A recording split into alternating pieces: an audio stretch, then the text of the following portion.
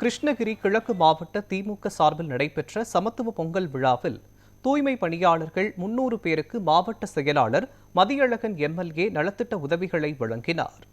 கிருஷ்ணகிரி கிழக்கு மாவட்ட திமுக அலுவலகத்தில் மாவட்ட செயலாளர் மதியழகன் எம்எல்ஏ தலைமையில் அனைத்து சமூகத்தினர் கலந்து கொண்ட சமத்துவ பொங்கல் விழா சிறப்பாக நடைபெற்றது.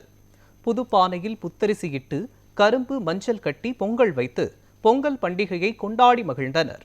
இதனைத் தொடர்ந்து கிருஷ்ணகிரி நகரில் உள்ள தூய்மை பணியாளர்கள் 300 பேருக்கு மாவட்ட செயலாளர் மதியழகன் எம்எல்ஏ நலத்திட்ட உதவிகளை வழங்கினார். இந்த விழாவில் மயிலாட்டம், ஒயிலாட்டம், கரகாட்டம், பொய்க்கால் குதிரை உள்ளிட்ட கிராமிய கலை நிகழ்ச்சிகள் நடத்தப்பட்டன. கொஞ்சம்